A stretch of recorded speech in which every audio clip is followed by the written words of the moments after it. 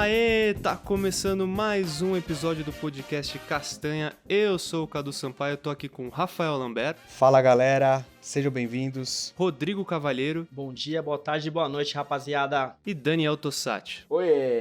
Sim, meus amigos, e hoje nós contamos com a presença de dois convidados especialíssimos. Eu estou falando de MF Salgueiro. Olá, boa noite, galera. E Lipe Trevisan. Fala, galera, beleza? Bom, MF e Lipe, primeiro, obrigado por vocês disponibilizarem o tempo de vocês para gravar aqui com a gente. E vai ser um prazer bater esse papo com vocês. Que isso, eu que agradeço. Imagina. Bom, gente, no episódio de hoje, nós aqui do Castanha, o Rafa, o Rodrigo, o Daniel e eu, nós vamos ouvir. A gente vai ouvir e aprender o que os nossos convidados têm para falar. Nós tivemos agora no dia 28 de junho o Dia do Orgulho LGBTQI+. E a gente acha que no país que a gente vive, com a sociedade do jeito que é, a melhor forma de combater esse preconceito, essa ignorância, é com informação. Então a gente espera que esse nosso episódio de hoje possa levar a informação também para o máximo de pessoas possível. Se a gente atingir uma pessoa, a gente já está feliz.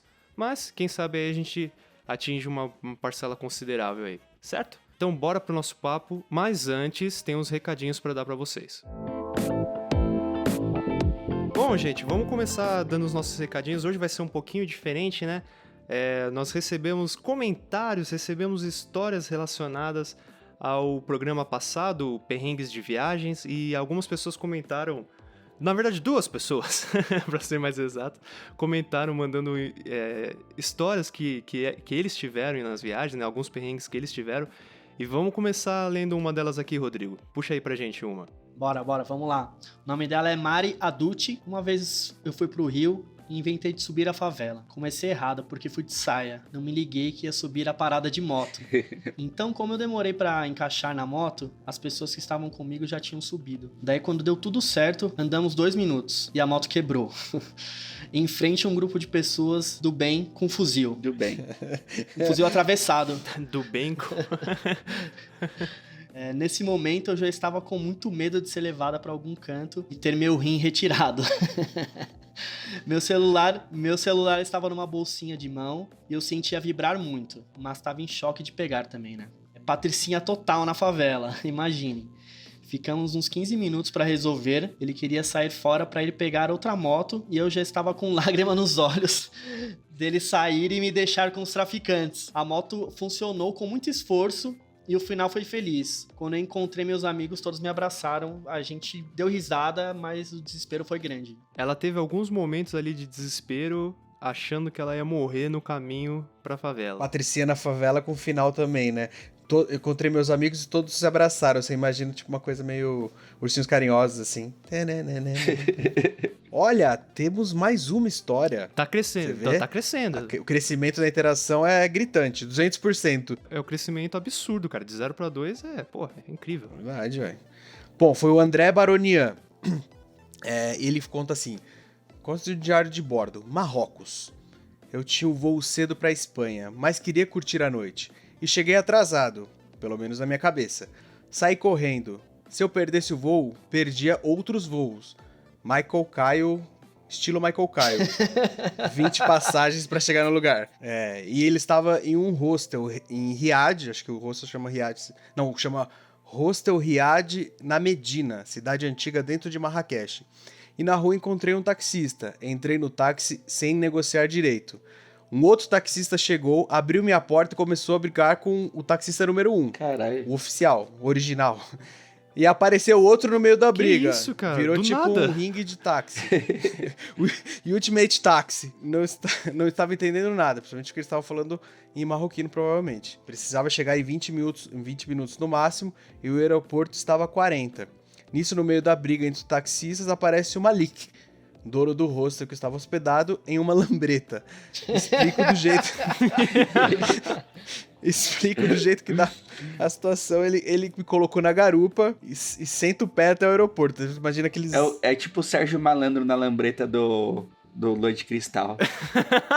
Verdade. Ele me coloca na garupa e senta o pé até o aeroporto. Sem capacete, ele tentando falar com o funcionário do hostel para saber do voo enquanto dirigia. Meu Deus do céu. Quase fomos atropelados por um carro. Quando chegamos no aeroporto, Eu vou até o guichê, descubro que eu tinha me enganado. O voo era para 1 hora depois. Deixei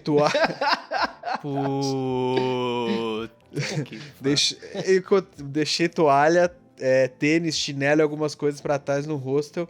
Deu todo o dinheiro marroquino que tinha pra um Malik.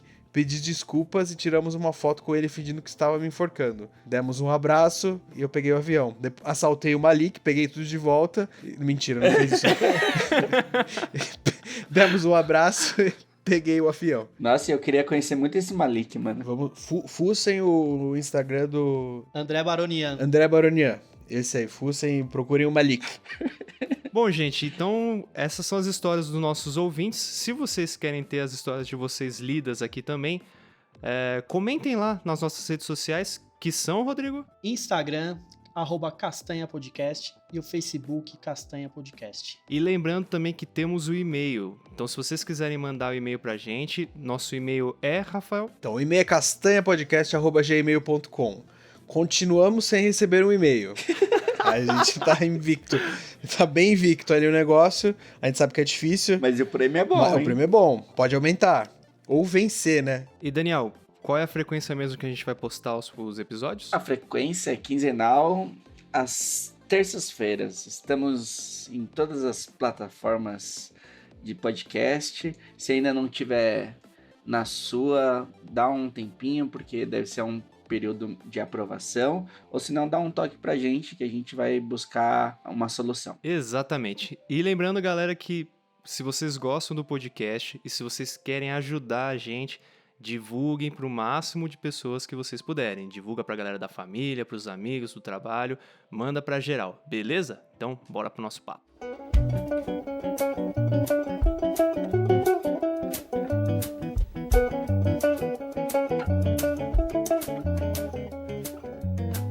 Bom, eu queria começar o papo da gente aqui pedindo para vocês se apresentarem, falarem um pouco de vocês, quem vocês são, o que vocês fazem. Bom, meu nome é Felipe, podem me chamar de Lipe, é assim que todo mundo me conhece. Eu sou um cara trans, que não teve uma descoberta tão cedo, assim, pelo menos não entendi isso tão cedo. Então eu comecei meu processo de transição há 3 anos. E foi com 28 anos, hoje eu tenho 31.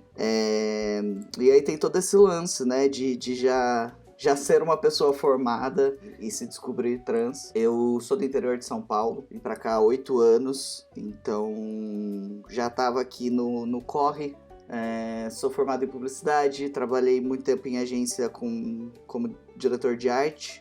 Depois de um tempo descobri o motion e hoje trabalho aí com uma mistura dos dois. Trabalho com Tosati. E é isso, acho que é isso. É um pouco. Sou o MF.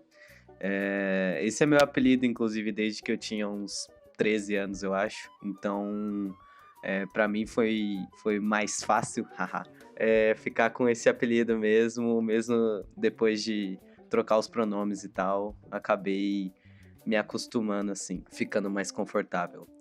E, bem, eu também tô nesse processo de transição há pouco tempo, me descobri tarde também, como Lipe. Eu comecei o processo de transição com 27 anos, a hormonização, né? Mas, assim, a descoberta foi lá pros 25, mais ou menos. Eu comecei a ter muitas red flags, assim, digamos. Deixa eu ver. Eu trabalho com produção de jogos, né? Me formei em design de jogos, trabalhei com boa parte da minha carreira assim como game designer, mas acabei me focando em produção. Tô trabalhando agora na Insane, que tem um projeto bem grande, que é um MMORPG, mas enfim, não vou falar do meu trabalho, né? Gosto muito de esporte, faço roller derby, que é um esporte que quase ninguém conhece, mas ele é muito rico nas questões de inclusão, diversidade de corpos, então, assim, aonde eu passo eu também costumo falar desse esporte. E acho que é isso, para contar, assim, agora é isso. Tenho 28 anos e vim do interior do Paraná, tô aqui em São Paulo tem uns 7 anos, eu acho, já perdi as contas, já me considero da capital e acho que é isso.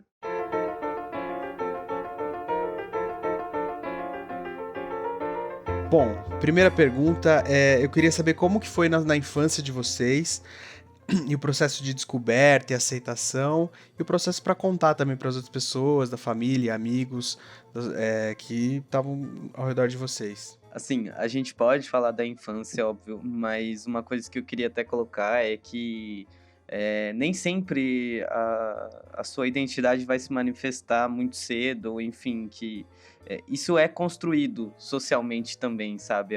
Se a gente não tivesse, digamos, o gênero, a gente não teria pessoas transgênero, entendeu? Então, só para colocar aqui que isso, por exemplo, sei lá, se a pessoa brinca de carrinho ou boneca ou o que for, isso não induz nada, sabe? Ou enfim, só essas coisas antes que eu queria pontuar, porque acho importante para que não induza ninguém a pensar que todas as pessoas transgênero tiveram traços X ou Y na infância, né? Mas assim, quando eu era criança, eu realmente gostava muito das coisas do meu irmão. Eu tenho um irmão 12 anos mais velho, então assim, eu cresci vendo, tipo, todos os brinquedos dele, ou enfim, as coisas diferentes que ele tinha, que eu não tinha, sabe? E eu não gostava muito dos brinquedos femininos, de fato, assim, mas tem todo o lance também de, tipo, eu cresci com muitos primos e assim, eles tinham acesso ao videogame, eles iam brincar tipo, enquanto isso eu tinha que ir ajudar na cozinha, sabe? Todas essas coisas condicionadas do gênero que, assim, eu acho que são problemáticas, independente se a pessoa é trans ou não, sabe? Mas, enfim, depois de um tempo, assim, eu fui na adolescência, né? A sexualidade foi aflorando, né? E eu fui identificando de que eu não era hétero. Eu já sabia, e como eu cresci no interior, isso, de certa forma, foi complicado, digamos assim, né? Eu estudei muito tempo em colégio evangélico, inclusive. Foi assim, meu, tipo, apavorante descobrir isso com todos aqueles dogmas e tudo. Tipo, eu sabia que eu ia queimar no inferno. Eu falei, mano, fudeu, beleza. É isso, já vou abraçar o capeta porque não tem jeito, sabe?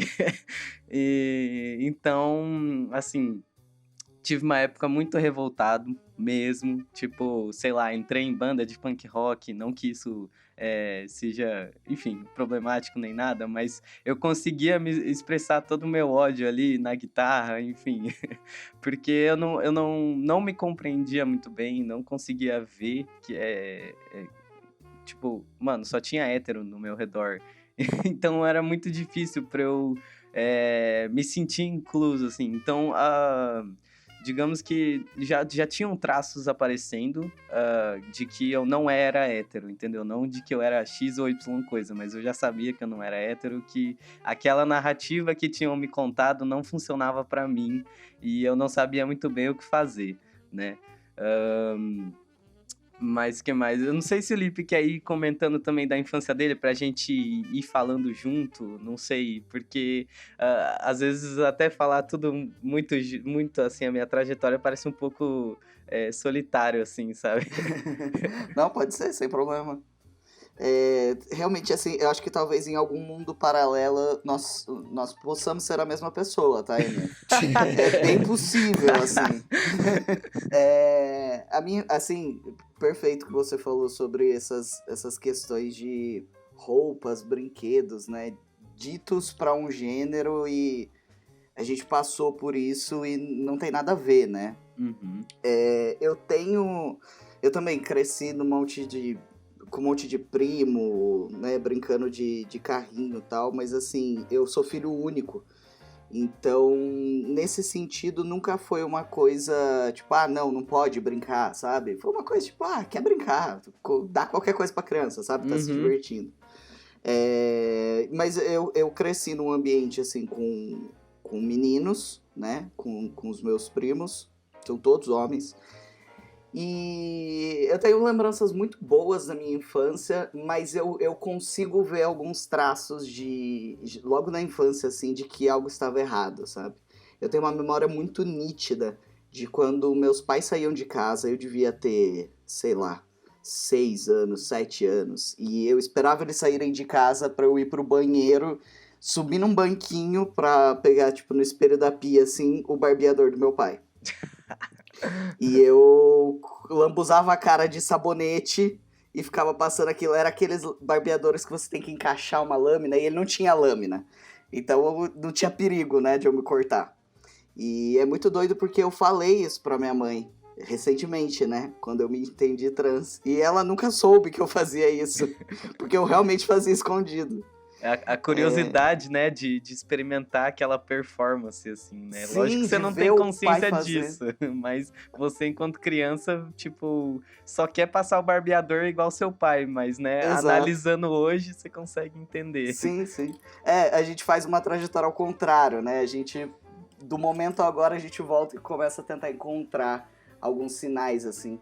Mas também é importante dizer que nem toda pessoa trans, enfim, teve sinais, assim, sabe? E ninguém é mais ou menos trans por isso. Uhum.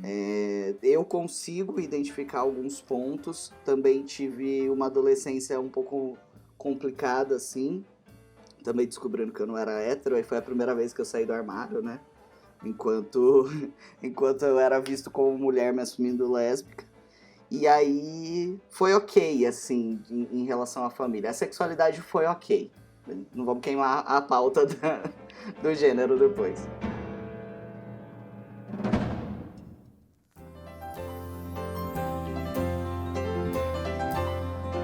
Lipe, eu queria tirar uma dúvida com você, que inclusive surgiu enquanto nós estávamos conversando nos bastidores aqui do episódio, né, no nosso grupo, e a gente levantou uma dúvida sobre ideologia de gênero, e você, de uma forma muito educada, corrigiu falando que era identidade de gênero.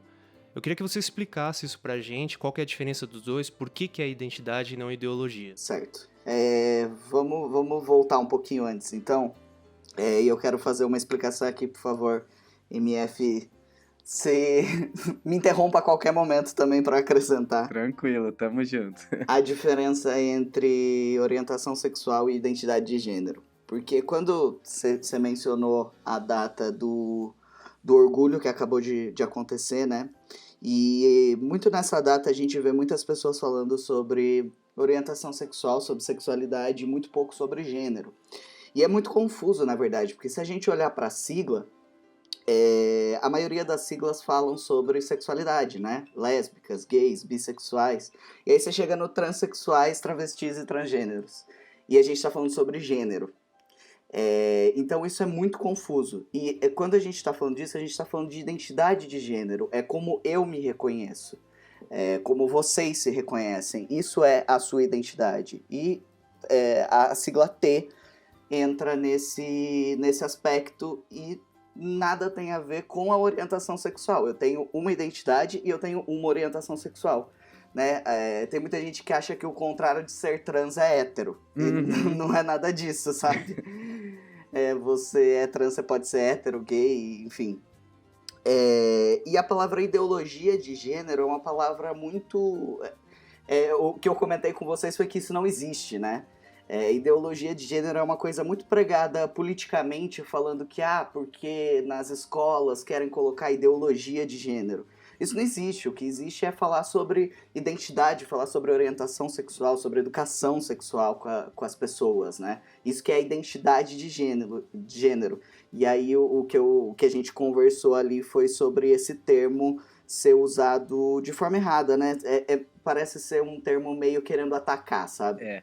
Eu posso complementar aqui fazendo, né, uma licença a todas as pessoas que estudam isso no seu profundo, enfim, estrutural.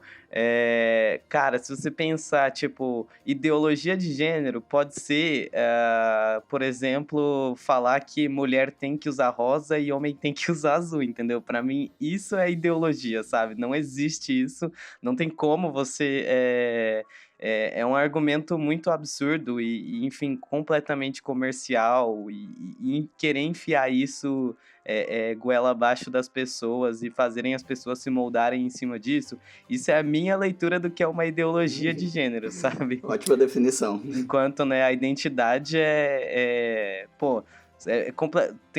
completamente separado da sexualidade, né? Assim, eu acabo até aprofundando um pouco nesse recorte, eu vejo muitas pessoas que acabam associando, que nem o Lipe falou, né?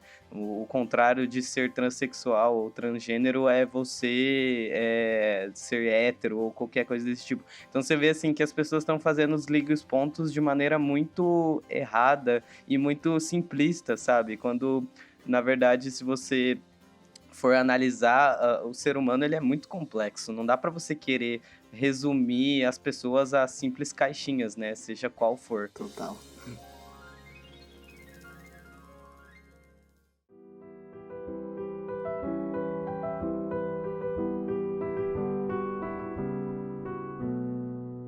Entrando um pouquinho na parte mais política, em 2015 a gente teve o programa que chamava Transcidadania, que foi criado pelo Haddad. Um dos focos era voltado para o mercado de trabalho, né? Só que ele durou só 2 anos só.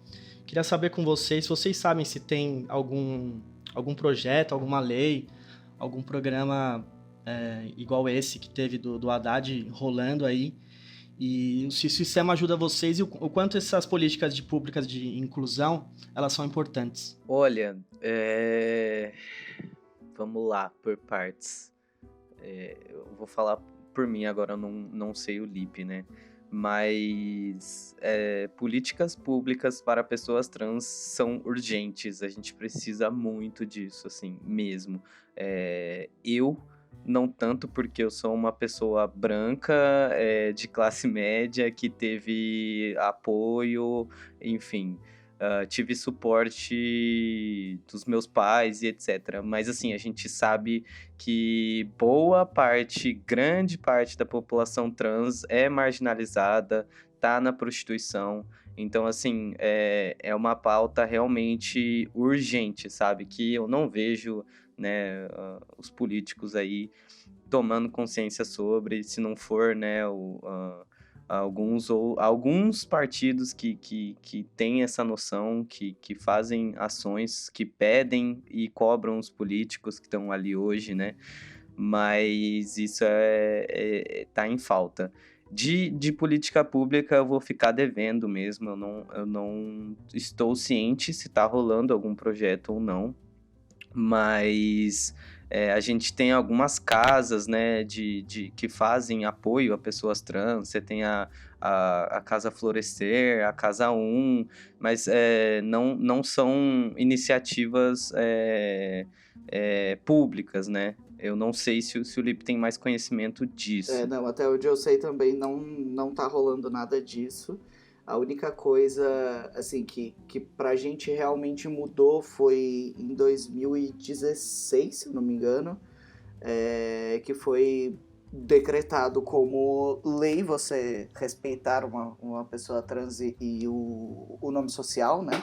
Uhum. E em 2018 foi incluído numa lei que já existia, na verdade, para pessoas trans poderem mudar, fazer retificação de nome e gênero, sem precisar de uma audiência judicial, né? Você pode ir lá no cartório e fazer. Então, são 2 coisas assim que eu tenho conhecimento, não sei se o MF já passou por isso, mas eu fiz toda a minha retificação e é bem mais simples hoje em dia, né? E isso foi uma lei assim que demorou para rolar, mas imagina, antes você gastava rios de dinheiro e nem sempre você conseguia mudar seus documentos. Eu não fiz a retificação ainda, como vocês podem ver, né? Meu nome é MF e eu tenho dificuldade onde eu vou pra, tipo... Como que é seu nome? Mano, é muito, muito problemático, assim. Mas, ao mesmo tempo, eu não... Ainda estou em processo de pensar um nome pra mim, assim. Você mencionou também as ONGs, né, que não são iniciativas públicas, e nessa questão de emprego tem algumas ONGs e enfim, sites que eles começam a abrir vagas e juntar essas vagas para fazer uma seleção mesmo voltada para pessoas trans. Né? Uhum. Tem o Transemprego, né? Que eu sei Isso. que dá um helpzão mesmo. Acho que é o mais famoso, né? Sim. E aí já virou assim uma instituição que as empresas entram em contato para colocar a vaga só ali e realmente construir um núcleo mais diverso.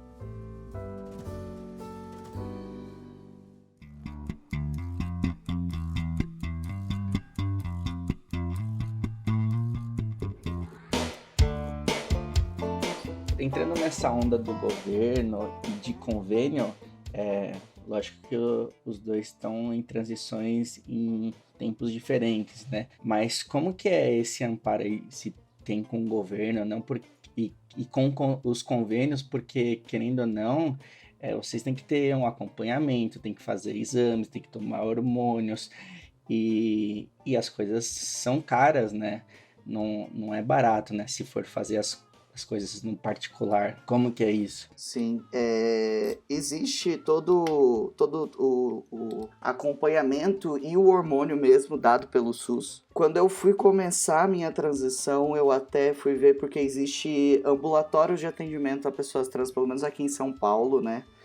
E existe um bem perto de casa. Qual o problema disso? Existe uma fila muito grande.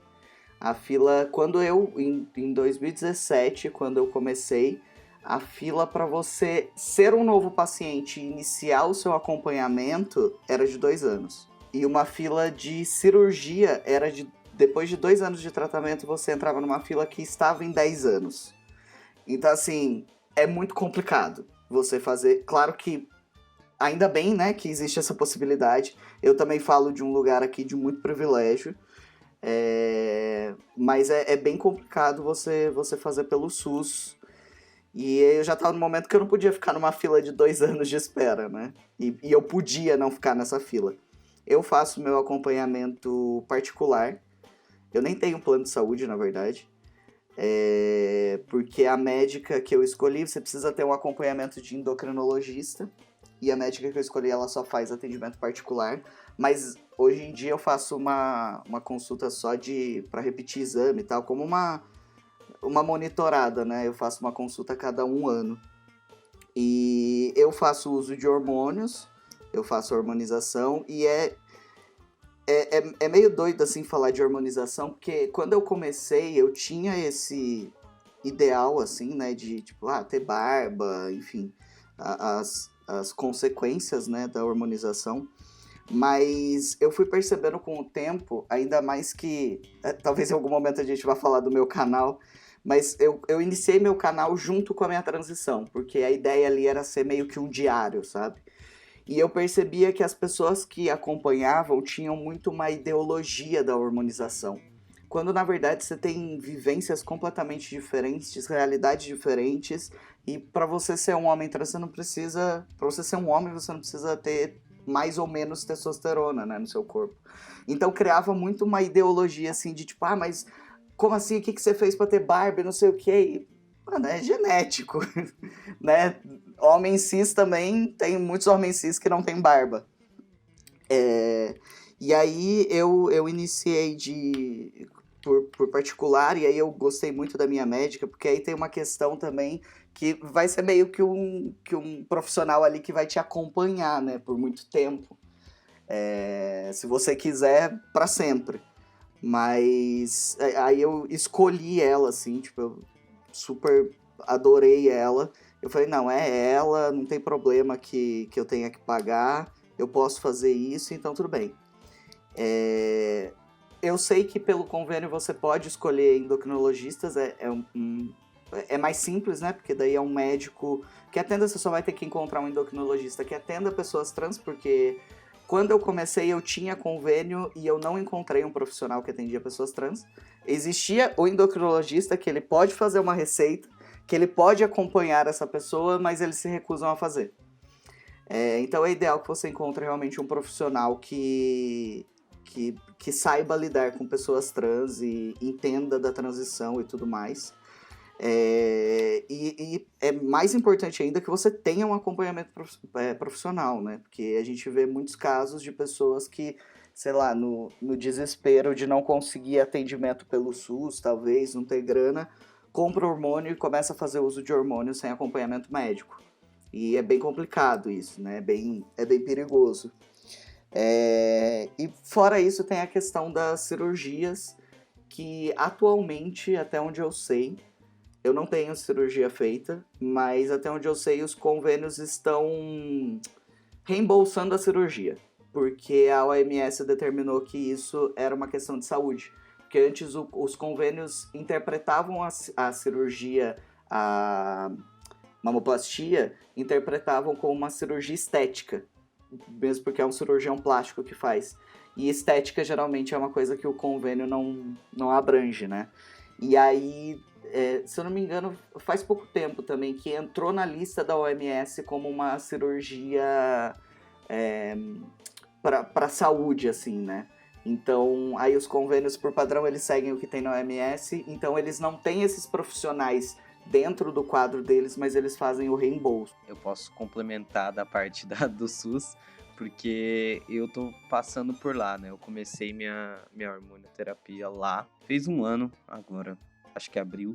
Mudou um pouco, né? Acho que, assim, tem seus problemas, mas acho que já tá bem melhor do que quando o Lipe começou a hormonioterapia dele, que a fila era absurda, né? Hoje a fila de 2 anos é para você conseguir a cirurgia, né? Então acho que já deu uma melhorada.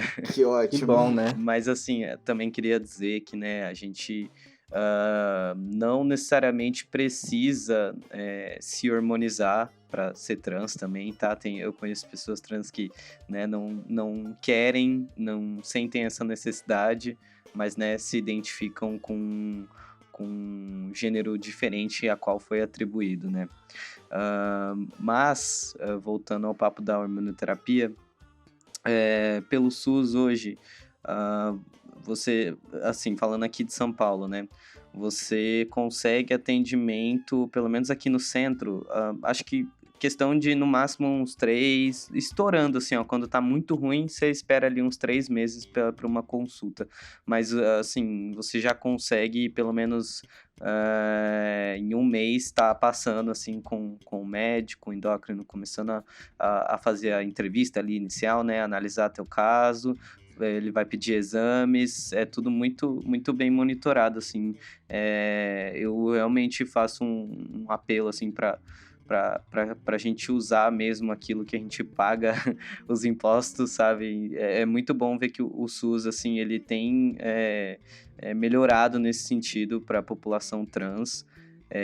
Você tem, por exemplo, ali onde eu passo, que é a UBS da República, você tem até fono, sabe, junto no processo. Então isso torna mais completo mesmo, sabe, para você entender tudo que tá acontecendo, porque realmente é bastante coisa que muda, sabe. Acho que aproveitando que vocês estão falando muito, e acho que vale voltar, eu acho que é explicar um pouquinho, primeiro, o que é o homem trans e o que é o homem cis. E essa coisa idiota, né, de tipo...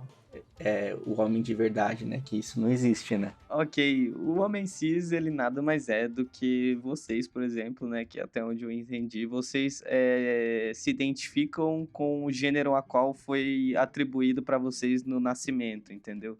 Não tem a ver com a genitália de vocês, nem nada do tipo. É literalmente o gênero que foi colocado sobre a sua pessoa, certo? O homem transgênero é a pessoa que nasceu e foi designado num gênero a qual não se identifica e se identifica com o oposto. Ou, né, se for uma pessoa não binária, não se identifica com nenhum dos gêneros. E essa pessoa pode performar a masculinidade e tá tudo bem, sabe? Assim, realmente... parece muito confuso tudo que a gente fala, mas quando você vai enxergando pessoas que performam, enfim, essas diferentes vivências, as coisas vão ficando mais sólidas e vai melhorando o seu imaginário. Por isso que é muito importante representatividade, sabe? Para que o imaginário coletivo tire essa imagem muito forte que a gente tem de homem e mulher cis, sabe?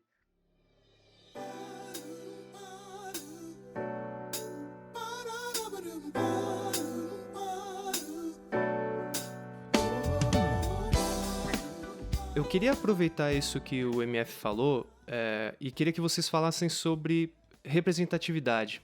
Nenhum de nós aqui pode falar sobre isso, porque nós somos homens cis, brancos, héteros, então eu acho que a gente nunca vai saber dizer o que é representatividade, porque eu acho que a gente sempre teve isso, desde pequeno.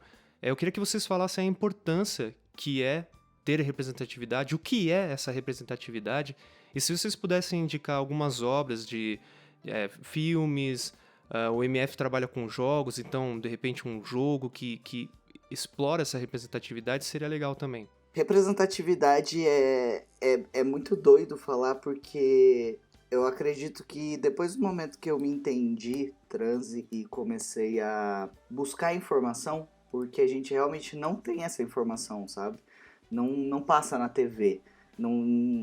Talvez hoje esteja um pouco melhor, mas há 3 anos atrás a realidade era diferente, sabe? A gente não fala sobre isso, né? Esse que é o grande lance, assim. E aí o que eu senti era que existia alguma coisa em mim que faltava eu descobrir, sabe? Eu não gosto de usar o termo de que, sei lá, eu tava no corpo errado, alguma coisa assim, sabe? Existia alguma coisa ali que faltava eu descobrir. E eu descobri, sei lá, porque um dia eu caí num vídeo do Luca Najar, que é um youtuber trans.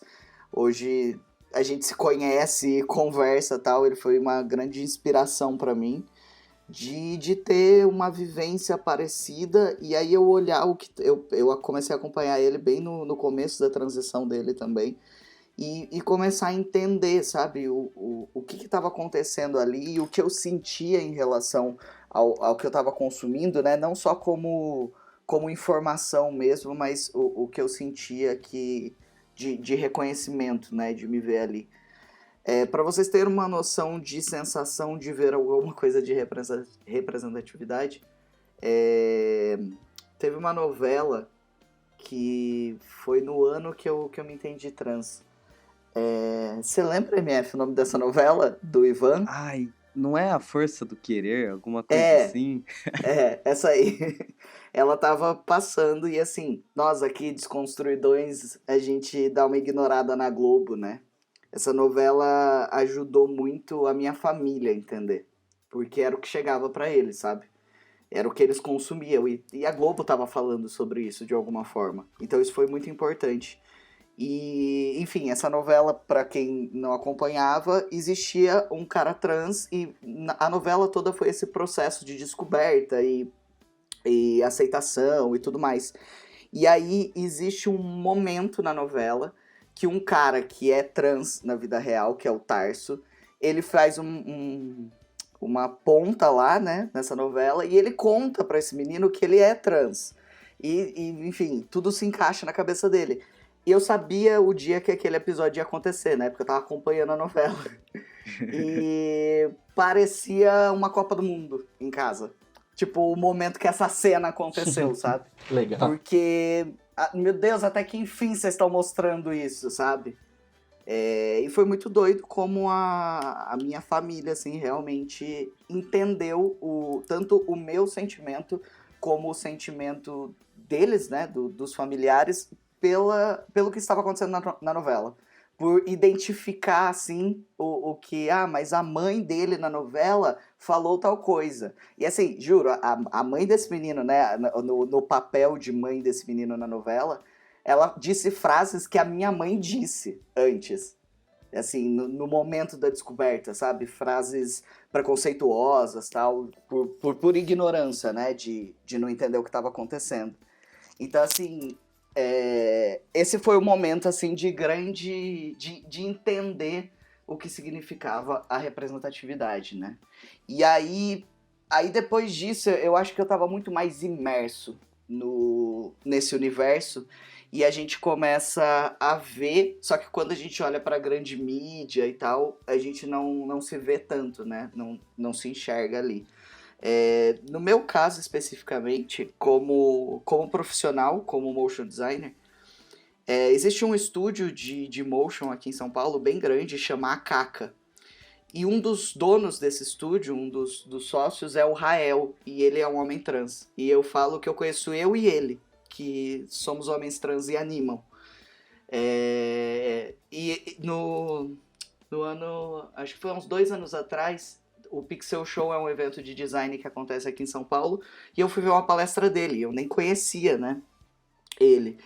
E ele abriu a palestra com uma bandeira trans no telão. Uau. E assim, é um evento para, enfim, 10 mil pessoas. E é um evento de design, né? E aí ele abriu com bandeira trans falando que ele sempre nas palestras ele falava que ele era trans. E ninguém prestava atenção. E ele tava querendo dizer naquele universo que não existiam essas pessoas e ninguém falava disso, sabe? E aí ele começou a colocar, tipo, ele abre e termina a palestra com a bandeira trans. E aí é ele mais um cara, e esse outro cara é cis, e o cara, enfim, super gente boa e tal. Quando essa palestra terminou, eu fui conversar com ele. Eu encontrei ele depois, né, uns minutos depois, no Fumódromo. E aí eu cheguei lá, tipo, meio todo tímido assim, eu falei, oi, eu vi sua palestra e eu sou homem trans. E aí a gente deve ter se abraçado por uns 10 minutos, assim. E minha namorada até falou que foi muito emocionante. E ele falou... E ele realmente se emocionou, sabe? E ele falou, eu não consigo encontrar mais de nós. Né? Tipo, ele falou, eu não consigo encontrar, tipo, na nossa área, né? Mais de nós, assim. É muito doido isso. Realmente não existe. Imagina, o cara tem um estúdio que é um dos maiores estúdios de São Paulo, palestra em tudo quanto é lugar, ele precisa abrir com uma bandeira trans pra gente poder falar disso, sabe? Eu acho que o que eu posso dizer é que um dos jogos que existe, né, jogos com representatividade que são raros. A gente vê isso popando um pouco mais hoje, até porque a gente tem, né, mais trocas hoje em dia sobre esses assuntos. Mas tem um jogo em especial que chama Dysphoria. Ele acho que nem dá mais pra jogar hoje em dia. Que eu joguei na faculdade, assim. E basicamente é um jogo de uma mulher trans que tipo, por meio de uma narrativa muito simples, o gameplay tem coisa de, sei lá, 7 minutos, sabe? É muito, muito rápido mesmo. Mas ele me tocou de um jeito que eu falei, eita porra, eu me identifiquei mais do que como um jogador, sabe? O que tá acontecendo? Porque, assim, tinha cenas muito muito características do tipo, você tentando passar e se encaixar e a peça não encaixa, sabe? Umas coisas muito significativas e subjetivas ao mesmo tempo que me despertou tantos sentimentos que eu falei, caraca, que foda, assim. Então, naquele momento, assim, eu me identifiquei, né, na situação e como pessoa trans, e eu nem sabia não é que eu nem sabia, mas assim, não estava tão claro para mim, e ao mesmo tempo admirei aquela obra como um designer de jogos, sabe? Então foi muito foda, assim, essa experiência em específico. Então, se alguém quiser procurar depois no YouTube, tem o gameplay, chama Dysphoria. E é muito, muito bom, assim. O nome, né, fala justamente da disforia, tem os passos, né, da identificação da pessoa, aí quando começa a hormonioterapia, as mudanças, as sensações do corpo mudando, sabe? O tratamento social mudando, sabe? Então, pensa, 7 minutos de gameplay, tá? É muito, muito incrível mesmo esse jogo. Fora esse... Tem mais, mas me fugiu da cabeça agora. Eu não consigo lembrar de nenhum outro que tivesse me marcado tanto quanto esse. Mas, assim, de pessoas trans, eu consumo bastante conteúdo, principalmente de atletas, né, do roller derby, que eu tinha comentado, que é um esporte muito inclusivo em diversidade de corpos e vivências.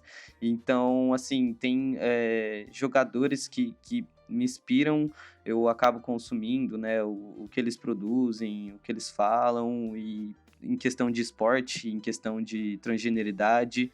E também gosto muito do Luca Najar, ele é muito foda.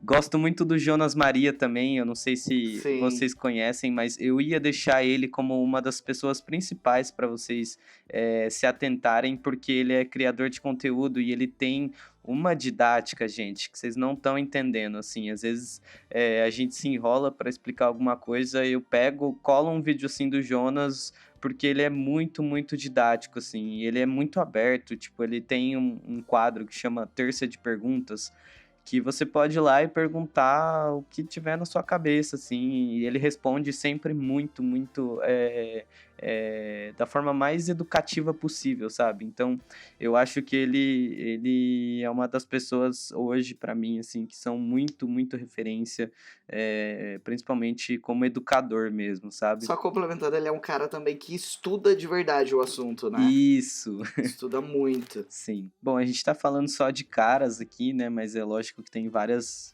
minas fodas também. Vocês têm algum filme, algum documentário, alguma série também que para indicar, assim? Eu tenho uma listinha do que eu vi ultimamente, assim.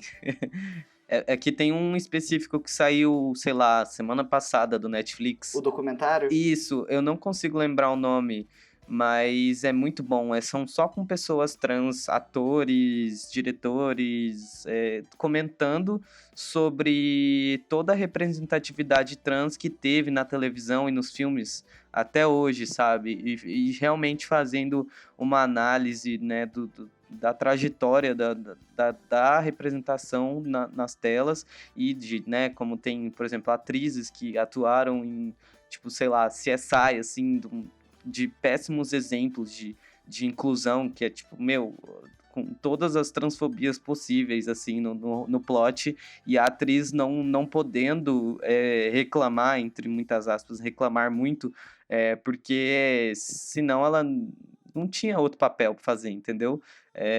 E ela queria crescer como atriz, ela não tinha apoio, digamos assim, na área para poder manifestar qualquer indignação com aquele absurdo de representatividade, sabe? Chama Revelação? Isso, esse mesmo, Revelação. Que mais? Tem o Pose, que pra mim hoje é tipo uma das melhores séries de representatividade trans, principalmente da cultura trans, né? Que acho que uma das coisas muito legais que Pose traz é que a gente tem uma imagem hoje do cenário LGB, eu vou dizer, que é tipo como se os gays trouxessem toda uma cultura, quando se você for voltar mesmo, era lá, gente, as travestis que tava levantando o bonde faz tempo, sabe? E isso não é contado, isso de certa forma até apagado, sabe? Um recorte aqui dentro da crítica, dentro do LGB, sabe? Porque, enfim, a gente precisa muito estudar mesmo a história do nosso movimento, né? O nosso histórico de lutas, porque senão a gente não entende em que passo que a gente está hoje, né? E eu achei esses documentários, o Pose, tem também Morte e Vida, de Marsha P. Johnson, que é um documentário também sobre uma ativista trans, que inclusive conta sobre a revolta de Stonewall, que foi o que deu a origem a marcha, esqueci como que a gente chama hoje, gente? O movimento, né? Não, mas a parada gay, o que a gente chama de parada gay hoje foi em cima de uma revolta, sabe? E é por isso que a gente celebra em junho Acho que foi no dia 27, né? Dia 27 de junho, desculpa. Foi a revolta de Stonewall. Isso, e começou com uma mulher trans, né? Isso. Pouco disso é falado mesmo. Eu concordo com todas essas indicações aí. Ótimas indicações. Eu vou falar de duas que são muito especiais pra mim.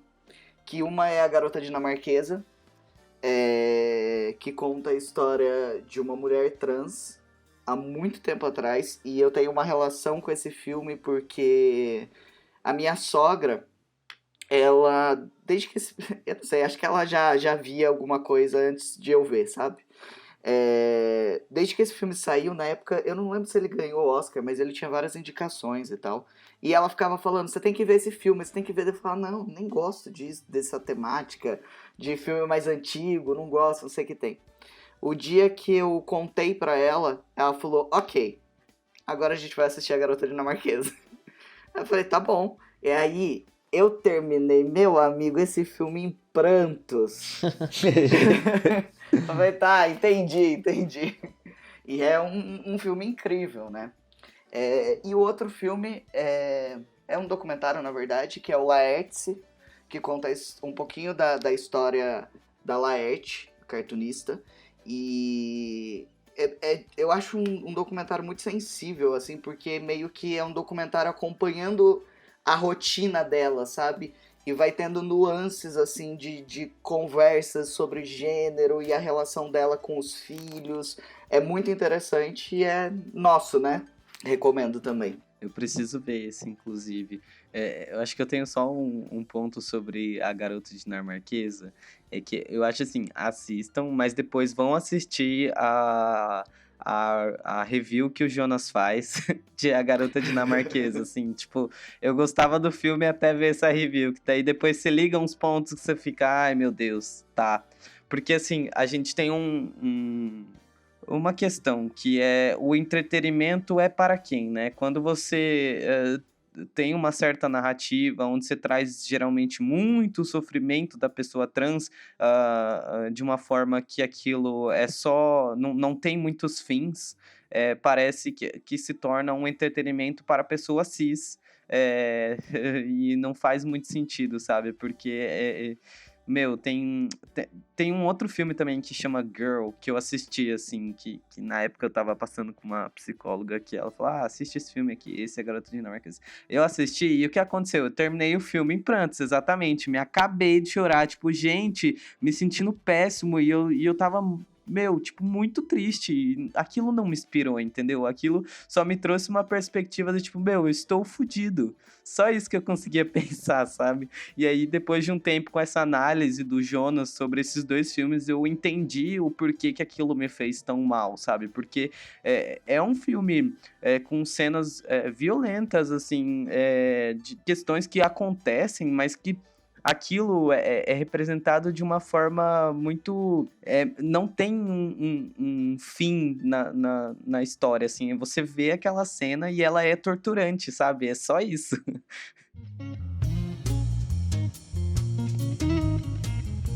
Então, eu queria saber de vocês como é que é no ambiente de trabalho, lá desde o começo, quando vocês foram contratados, até hoje. Comigo, quando eu me entendi e comecei a minha transição, eu trabalhava como freelancer. Eu fiquei 4 anos trabalhando como freelancer e é muito recente que eu voltei para uma agência, que foi em março desse ano. Então, assim, a minha experiência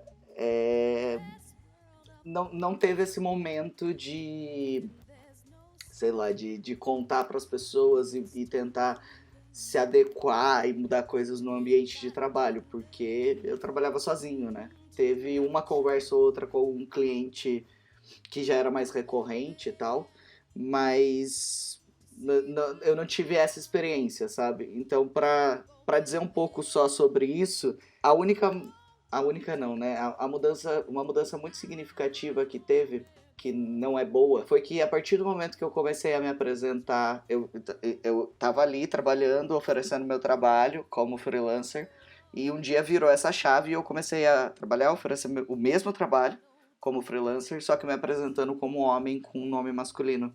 E a quantidade de trabalho aumentou, a aceitação de trabalho aumentou, coisas que eram questionadas e colocadas à prova não existia mais. Então é só uma prova aí de quão machista é o mundo onde a gente está inserido, né? Eu acho que é importante falar mesmo, assim. Eu concordo com o que o Lipe falou também. Acho que o que mais me indigna é sentir mesmo que rola uma mudança de tratamento. Na empresa que eu entrei já dizendo que eu era um cara trans, então isso, de certa forma... eu não sei se para você, Lipe, você chegou a comentar sobre isso, mas eu sinto que ao mesmo tempo que... Como que eu vou explicar? São coisas que são muito sutis, assim, que rola um pouco disso de duvidarem um pouco menos de você e te pedirem um pouco menos enfim, te invalidarem menos, digamos assim, mas ao mesmo tempo não chega a ser o mesmo lugar de um cara cis, entendeu? É um pouco bizarro até, assim, não tenho como colocar palavras para explicar isso, são só sensações que fica até difícil de explicar mesmo, porque tem coisas que são realmente muito sutis, assim, em relação a... Assim, eu não sofro transfobia no meu trabalho, que já é algo extremamente privilegiado, assim, mas ao mesmo tempo eu senti que eu precisava, por exemplo, falar sobre isso, porque eu tava em um momento onde eu tinha... Minhas características hoje não são 100%, digamos assim, né? Sei lá o que é isso, mas eu ainda não tenho a passabilidade 100% validada, entendeu? Ela ainda é oscilante, então eu senti que eu precisava falar sobre isso. Talvez daqui uns 3 anos eu me sinta mais confiante para... não necessariamente precisar explicar alguma coisa, entendeu? Não que alguém tenha pedido explicações para mim, mas a relação que eu tenho socialmente ainda é sentir que o tempo todo eu tô, sei lá, se eu não falar sobre isso, eu estou enganando as pessoas, né? Então faz parte da desconstrução ali, e até minha, sabe? Mas também do entorno, porque pensa, eu sou a única pessoa trans da empresa. O tempo todo eu lembro que sou só eu, entendeu? E aí parece que é muito solitário mesmo, assim, sabe?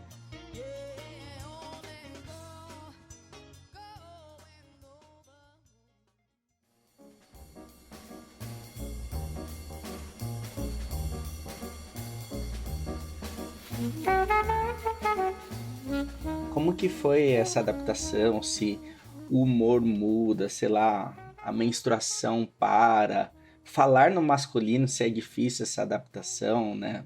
E se já teve partes de cirurgia, se você, eu acho que o Felipe falou que não chegou a fazer cirurgia, né?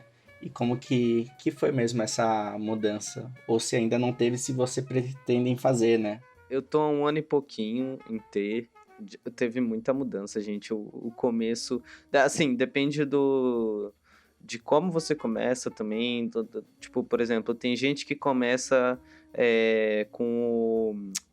Ai, quando passa na pele, eu esqueci o nome disso. Você lembra, Lipe? O gel? Até em gel, assim. Dá pra você começar por aí, então você já tem certas mudanças, né?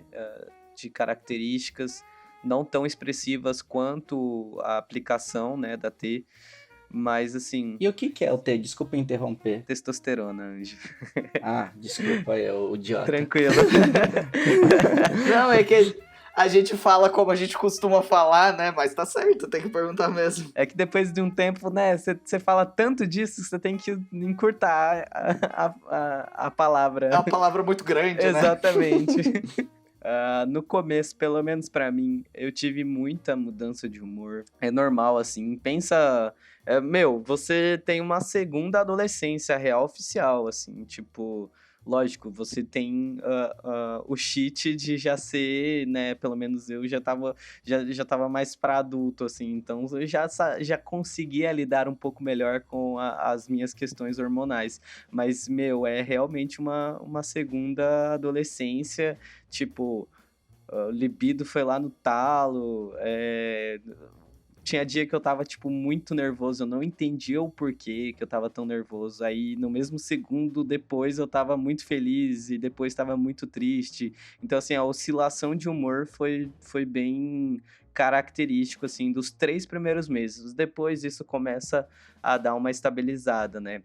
Você tem mudanças da voz, é a primeira coisa que você tem notório, né? Todas as características ditas secundárias, né, masculinas, vão começando a ser apresentadas, né? Esse lance que você falou da puberdade é tipo assim, é como se a gente tivesse a puberdade, né, a adolescência, em 3 meses. O período, sei lá, de anos, né, que um homem cis passa pela puberdade, a gente tem em 3 meses. Então, assim, o começo é na cara, sabe? É isso, libido alta, você começa a ter oscilação de humor absurda durante o dia, assim.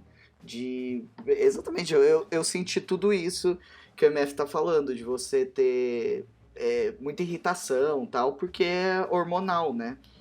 Mas. A voz eu não sei. falhar. Nossa, muito. É ridículo, gente, mas acontece. Tipo, você lá com 26, 27 anos com a voz falhando, sabe? Do nada. Sim, sim. Acontece mesmo. Eu não sei qual que é a frequência que você usa. Eu uso de 3 em 3 meses. Você usa Nebido? É similar, é o Ormus, sabe? Sim, sim. Então, é porque existe vários tipos de hormônio. O androgel é em gel, né? Uhum. Que é esse que você pode começar a passar. Aí existem alguns tipos de hormônio que a aplicação tem a cada 3 semanas. Então as pessoas geralmente compram uma caixa e vão se auto-aplicando a cada 3 semanas. E existe essa que o MF toma e que eu tomo, só que são diferentes, é a Nebido e a Ormus. Que ela tem um período maior e ela tem benefícios, porque quando você tá quando chega tipo no final da sua testosterona para você ter que aplicar a nova, né? Você tem uma oscilação de humor. Sempre quando tá no final desse período e vai chegar o dia de eu aplicar, eu tenho uma oscilação de humor. Só que acontece isso a cada 3 meses. Quem aplica a cada 21 dias então tem picos de humor muito mais frequentes, né? E eu acho ótimo aplicar a cada 3 meses porque é muito mais tranquilo, sabe? Do que você ficar aplicando a cada 21 dias ali, e eu me adaptei super bem. Eu nunca usei outra, eu sempre usei essa. É uma testosterona muito cara. E aí é legal que o laboratório dessa testosterona, que é a Bayer, ele tem um programa também de descontos e tal. Enfim, fica um pouco mais acessível para quem tá fazendo o tratamento. Mas eu tive todas essas mudanças também. Voz é muito absurdo. Acho que é a coisa que mais muda, assim, de mês a mês. É muita diferença. Eu tenho 3 anos, né? Eu vou fazer 3 anos já em hormonização. Então, a maioria das minhas mudanças já aconteceram, né? Que tem um período, assim, que dá uma estabilizada. Então, eu tenho barba quase completa já. Enfim... sim, você para de menstruar enquanto você faz uso de hormônio. Eu parei com, acho que 4 meses depois, você para de menstruar totalmente, porque você tá usando a testosterona, né? E aí o que acontece? Você... atrofia o útero mesmo. Exato, tipo, você não tá usando, ele vai atrofiando, né?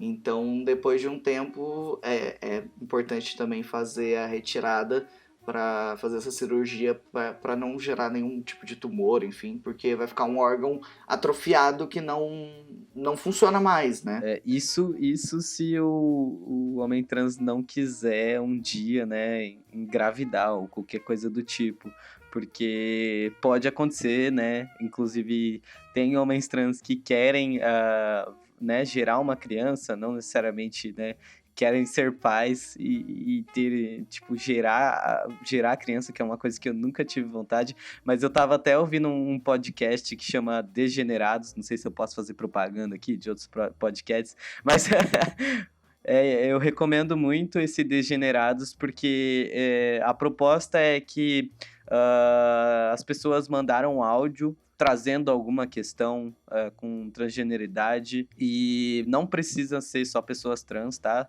Às vezes tem, né, pessoas cis que trazem questionamentos também para trabalhar junto, e aí são dois caras trans que discutem esses temas, que é o Jonas e eu esqueci muito o nome do outro cara, mas eles trabalham juntos esses temas, e tem um dos episódios que conta a história de um cara trans que quer engravidar, e falando as dificuldades, até dentro da comunidade, o preconceito e tudo mais, trazendo para debate também, né? Então fica a dica aí para quem quiser saber um pouco mais sobre outras vivências trans também, de homens trans que querem passar pela gravidez, assim, fica aí a recomendação do Degenerados Podcast.